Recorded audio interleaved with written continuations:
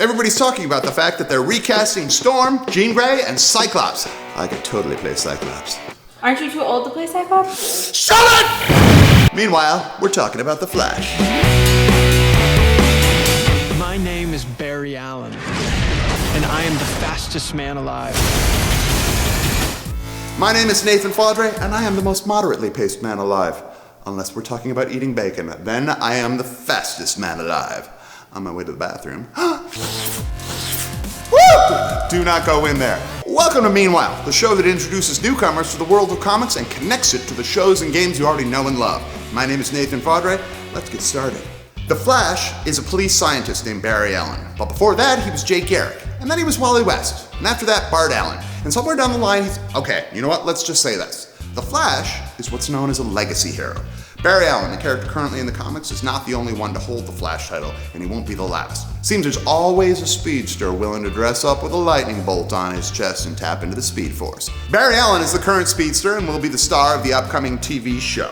Barry works for the CSI in Central City and is always late for everything, until he's doused by a rack full of chemicals and hit by lightning.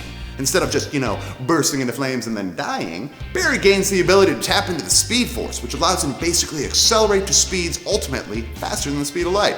With these newfound powers, he, wait for it, fights crime.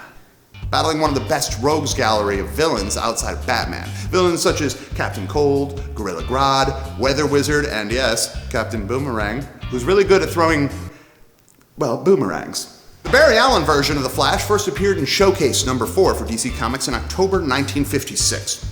This version was actually inspired by the original Flash from the 1940s, Jay Garrick. The Barry Allen Flash is widely considered the first superhero of the Silver Age, a new rejuvenation in the comics industry. Rebirth by Jeff Johns.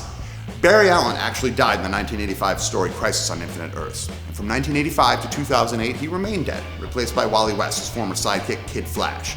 He finally returned in another story event, Final Crisis in 2008, but his arrival was like, oh my god, Barry's alive, so what?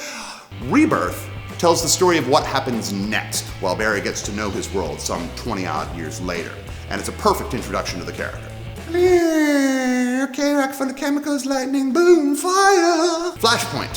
When DC wanted to reboot their entire universe and make it more relevant and less complicated, they turned to the character that helped launch the Silver Age. Flashpoint has Barry waking up in an alternate universe in which he no longer has powers. It seems the Reverse Flash, Professor Zoom, has traveled back in time to alter history, and the results have major implications.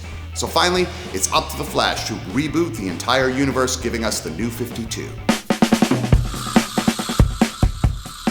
Flashpoint leads directly to the DC Universe reboot, The New 52.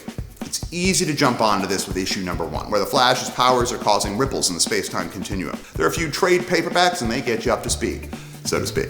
You get it? Flash? Speed? Okay. Also, launching on October 1st, The Flash Season 0 will provide a perfect companion piece to the new TV series.